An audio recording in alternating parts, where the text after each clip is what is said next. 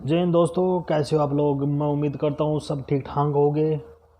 और आज हम देखने वाले इंडिया मीडिया लेटेस्ट की छोटी सी न्यूज़, छोटा सा वीडियो का टाइटल है new get out Pakistani in UAE, why UAE said get out Pakistanis.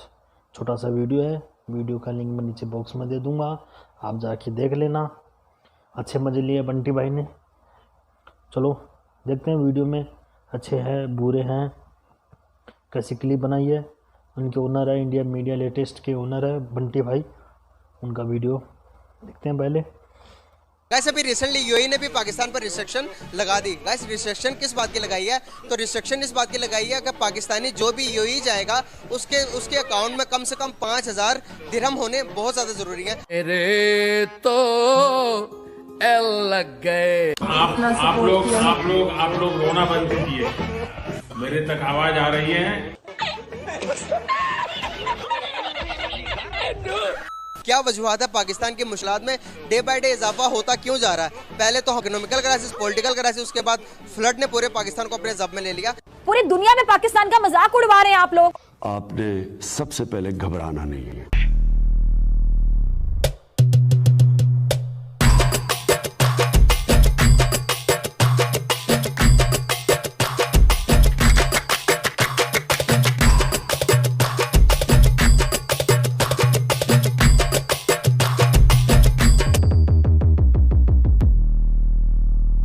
Sri Lanka ने पाकिस्तान को एक धचका दिया था क्रिकेट मैच में, तो बेचारे पाकिस्तानी उसके सदमे से अभी तक उभर नहीं पाए थे कि यूएई ने और एक और झटका लगा दी।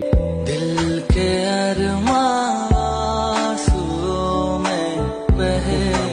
और झटका भी ऐसा लगाया जिसको बोल सकते हैं कि आप यूएई ने खास तौर से पाकिस्तानियों के लिए एक विशेष ऑफर निकाला है। भूखे नंगे पाकिस्तानियों, अगर तुम्हारे बैंक अकाउंट में 5,000 दिरहम है तो तुम यूएई आ सकते हो, नहीं तो अपने घर में ही रहो। ये खबर सुनने के बाद में पाकिस्तानी चले गए कोमा के अंदर। मगर क्यों? कि अगर हमें अब यूएई में जाना है तो हमारे बैंक अकाउंट में कम से कम 5,000 दिरहम जितने पैसे होने चाहिए, और पाकिस्तानियों की माने तो इतने पैसे होते ही नहीं है। तो वो यूएई कैसे जाएंगे? मेरे को कुछ नहीं पता, पुलिस पता लगा रही है। इसी मुद्दे पे पाकिस्तानी पत्रकार हैं, वो गए पब्लिक के बीच में, ये जानने की कोशिश की कि ये यूएई ने क्या किया, हमारे इस्लामी बरादर मुल्क ने क्या किया। तौबा ऐसा तो नहीं होना चाहिए था। तौबा। तो पाकिस्तानी अवाम ने जो कहा सुनते। बेसिकली मेरा आज का आपसे बात करने का पर्पस ये है कि मैं जो टॉपिक लेके आया हूँ बहुत ही इंपॉर्टेंट और अहम टॉपिक है, जिस पर बात करना बहुत ज़्यादा ज़रूरी है। अभी रिसेंटली यूएई ने भी पाकिस्तानियों पर एक और मतलब के समझ ले कि बिजली गिर गई पाकिस्तानी के ऊपर। उन्होंने ये शराइत रखी है कि जो भी पाकिस्तानी जो पाकिस्तान से यूएई की तरफ जाएगा उनके अकाउंट में $5,000 दिरहम होने बहुत ज़्यादा ज़रूरी हैं। क्या समझते हैं आपके इससे कितने ज़्यादा मसाइल बढ़ेंगे जो इधर से काम करने के लिए जाते हैं, और वहाँ पर जो अवेलेबल पहले ही हैं उनके लिए क्या मसाइल होंगे? इस बारे में आप क्या अपनी राय रखते हैं? देखें, ये सीधी सी बात है कि जब हम मांगने की आदत अपनी नहीं छोड़ेंगे, ठीक है, अपने पैरों पे खड़ा खुद नहीं होंगे, तो यूएई क्या दुनिया में कोई भी हमारी इज्जत नहीं करेगा। ठीक है, इज्जत की कीमत देनी पड़ती है, जो कि ये देने को तैयार नहीं होते। ख़ास तौर पे मौजूदा हुक्मरान जो हैं, ये तो बस हर चीज़ लुटाने को तैयार हैं और लूटने को तैयार हैं। इन भाई साहब ने 2.5 टप्पे में अपनी बात कह दी, बिल्कुल सीधी और सपाट। समझना वाला समझ जाएगा, ना समझे वो नाड़ी है। आप क्या समझते हैं? ये बिल्कुल गलत बात है, ऐसा नहीं होना चाहिए, क्योंकि मैं तकरीबन 30 साल से दुबई में रह चुका हूँ। अच्छा। और पहले ये नहीं था, पहले पाकिस्तान की वहाँ पे बड़ी इज्जत होती थी। अब ये है कि अब इंडिया, बांग्लादेश सब वहाँ पे पाकिस्तानियों को अच्छा नहीं समझते। पहले तो तुम अपने आप से पूछो कि तुम अच्छे हो भी क्या। नहीं, बम तुम फोड़ो, आतंकवाद तुम फैलाओ। सही बात है। और इसलिए पाकिस्तानियों पे ये है, बाकियों पे नहीं है। पाकिस्तानियों ने अपनी इज्जत के पे खुद ही जिम्मेदार हैं या फिर बाहर की साजिश लगती है आपको? मेरे ख्याल में ये बदनाम किया पाकिस्तान को इन्होंने, या हमारे जो हुक्मरान है, वरना हमारी बहुत इज्जत करते हैं वो, अभी भी मोहब्बत बहुत है, गले लगाते हैं। हालांकि हिंदू होते हैं, दूसरे नेशनलिटी के होते हैं, लेकिन मैं यानी कि भाई वहाँ पे एक सब एक जैसे ही हैं। सर कहीं ना कहीं हमारी अपनी गलती भी तो नहीं है? फॉर एग्जांपल मेरा आपके साथ लिंक है ना, अगर मैं आपके साथ फ्रॉड करता हूँ या धोखा देता हूँ आपको, एक एज अ नेशन मैं बाहरी कंट्री जाता हूँ, मैं पूरे पाकिस्तान को रिप्रेजेंट कर रहा होता हूँ। अगर मैं आपके साथ वादा खिलाफी करता हूँ, वादा करके पूरा नहीं करता, आप मुझे अमानत देते, मैं उसमें खयानत करता हूँ, क्या आप मुझे अच्छे अल्फाज से याद रखोगे? नहीं ऐसे तो नहीं ना फिर। कहीं ना कहीं ये भी तो ऐसा तो नहीं हुआ, कहीं ना कहीं आपको लगता हो कि कहीं इस तरह हुआ है तो जिसकी वजह से उन्होंने रिस्ट्रिक्शन लगा दी हो? अभी रिसेंटली एक खबर आई थी, चंद दिन पहले की बात है, अमेजोन ने पाकिस्तान की कोई 1300 कंपनियां जो हैं वो बैन की हैं।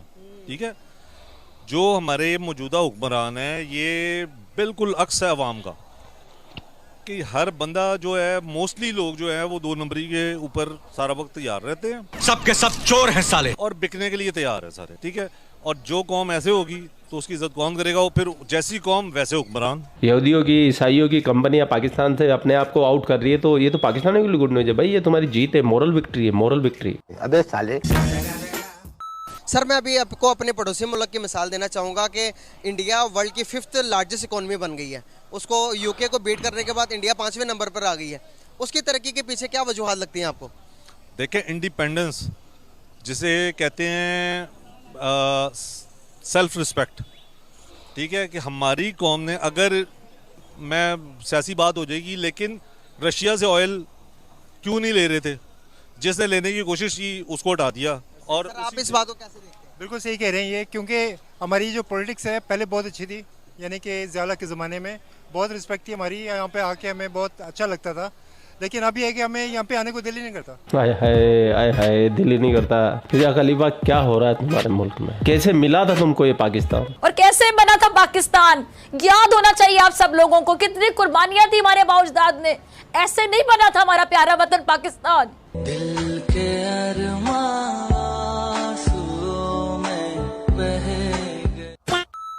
आप इंडिया के बारे में थोड़ी बहुत इन्फॉर्मेशन रखते हैं कि नहीं? जो अभी रिसेंटली जो उनसे बाहर के दूसरी कंट्रीज, एप्पल और उसके बाद गूगल के फ़ोन मैन्युफैक्चर और बड़ी बड़ी कंपनियां इन्वेस्टमेंट करने के लिए तैयार है, क्या वजूहत लगती हैं उस कौम में और उसके में क्या डिफरेंस है? देखें, इंडिया में एक तो बहुत अरसे से पॉलिटिकल स्टेबिलिटी है, नंबर 1। ठीक है, हमारे यहाँ पर कोई भी हुकूमत जो है 5 साल पूरे नहीं करती। ठीक है, ये मैं ओवरऑल बात कर रहा हूँ, किसी पार्टी की तरफ से बात नहीं कर रहा। एज ए नेशन कुछ जो न्यूट्रल्स हैं उनकी इन्वॉल्वमेंट की वजह से हर गवर्नमेंट जो है उसके अंदर कोई किसी ना किसी रीज़न से वो उसको दरमियान में रोक दिया जाता है। क्यों? क्योंकि न्यूट्रल्स को वो चैलेंज कर जाते हैं, और उस वजह से जो है वो पॉलिटिकल स्टेबिलिटी हमारी आती ही नहीं है। ठीक है, वो हमारी जो पॉलिसीज़ हैं, पॉलिटिकल पॉलिसीज़, उसमें कंटिन्यूटी नहीं है। ठीक है, इंडिया में ऐसा नहीं है। इंडिया बहुत ज़्यादा तंग नज़र, जो वहाँ पर मोदी है सरकार, वो बहुत ज़्यादा तंग नज़र होने के लिहाज से, मजहबी लिहाज से। ठीक है, वहाँ पर क्रिश्चियंस का और मुसलमानों का दोनों का जीना दुश्वार है। चोर होता ना, उसको सब चोर नजर आते हैं। इन पाकिस्तानियों ने जो हिंदुओं का, ईसाइयों का जो हाल किया, जो 28% से उन्हें 1.5% पे लाके पटक दिया, तो इनको यही लगता है कि हिंदुस्तान के अंदर भी ऐसा ही होता है, जबकि हिंदुस्तान में ऐसा कुछ नहीं होता है। देखिए, हिंदुस्तान में जो हमारा दस्तूर है, कॉन्स्टिट्यूशन है, जिसके हम तमाम उसके पाबंद हैं, और हमारा कॉन्स्टिट्यूशन ये कहता है, उसका प्रेम्बल ये है कि इंडिया एक सेकुलर मुल्क है। हमारे दस्तूर में जो हुकूक दिए गए हैं, फंडामेंटल राइट है माइनॉरिटीज को। आप मुतमईन रहिए कि हिंदुस्तान का जो प्लुरलिज्म है वो हमेशा मजबूत रहेगा, और इंशाअल्लाह ताला उसको मजबूत रखेंगे। आप उसकी हरगिज़ फिक्र मत करिए। दूसरी बात यह है कि आप मुसलमानों की फिक्र करना छोड़ दीजिए हिंदुस्तान के। हम अपना फैसला कर चुके हैं, ये हमारा मुल्क है, और हम यहाँ पर अपने मसाइल जमहूरियत में मिलकर तलाश कर रहे हैं। आप हमारी छोड़ दीजिए। तीसरी बात यह है कि सर, जिहाद के माने आपके कुछ हैं और मेरे कुछ हैं। अगर मैं बोलना शुरू करूं, क्या ये जिहाद है कि शियाओं पर हमला करना? क्या ये जिहाद है कि मसाजिद को मार देना, लोगों को मार देना? आप बताइए मुझे। हमारा जो माने जिहाद, सबसे अहम काम यह है कि नफ्स के खिलाफ जिहाद करो और अपनी नफसानी ख्वाहिशात को अल्लाह के ताबे करो, वो सबसे बेहतरीन जिहाद। मैं तो सिर्फ आप लोगों को ये बोलना चाहूँगा कि आपको अपने पाकिस्तान पे ध्यान देना चाहिए। हिंदुस्तान में क्या हो रहा है, क्या नहीं हो रहा है, इसके ऊपर आप ध्यान ना देके अपनी जहालत पे अगर ध्यान देंगे तो आप लोगों के लिए वो ज़्यादा बेटर रहेगा। और नहीं तो क्या? आप ये क्यों नहीं सोचते कि इस्लामी मुल्क ने एक इस्लामी मुल्क को इस प्रकार से गेट आउट बोल दिया हो? इसको गेट आउट ही बोला जाएगा, क्योंकि वो डायरेक्ट तो मना नहीं कर सकता था। अब इनको भी पता है हर पाकिस्तानी के पास में इतना पैसा होता नहीं है, तो वो हमारे देश के अंदर कोई कचरा पट्टी फैलाएंगे नहीं। तो उन्होंने ये सबसे बेटर तरीका निकाला कि बकरे की जान भी चली जाए और उसको दर्द भी ना हो। तो ये पाकिस्तानियों, आपको एक तरीके से गेट आउट किया यूएई ने। और आप लोगों के क्या विचार है, आप भी कमेंट सेक्शन है आपके पास में भर दीजिए भाई साहब, भर दीजिए, आप टोकरे भर भर के भर दीजिए। आप लोग अपना ख्याल रखिए। आपका भाई आपके लिए पाक में रिलेटेड वीडियो लाता रहता है। जय हिंद, वंदे मातरम, जय श्री राम, जय श्री राम, जय श्री राम।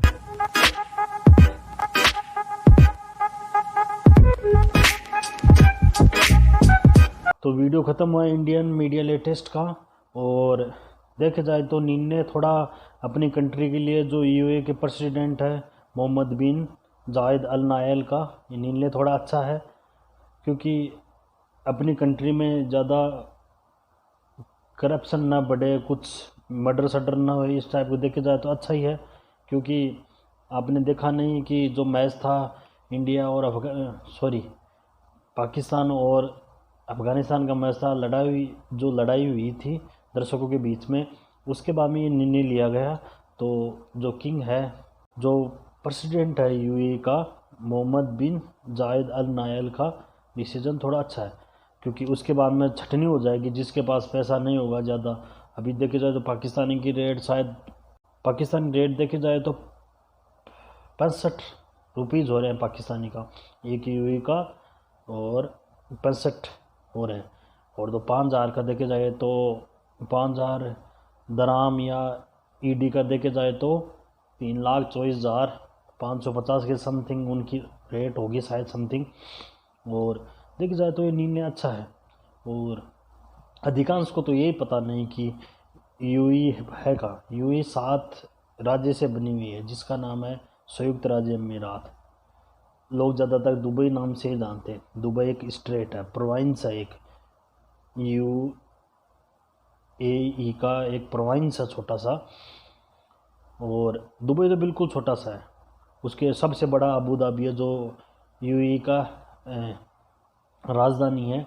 ये 7 स्टेट है, जिसमें से मैं 3-4 को जानता हूँ, जैसे अबू धाबी हुआ, दुबई हुआ, शारजा हुआ, अंजमैन हुआ, और भी है, स्क्रीनशॉट दे दूंगा, इधर देख लेना क्या है। अगर वीडियो पसंद हुआ तो लाइक और कमेंट ज़रूर करना। और विदा लेते हैं। जय हिंद।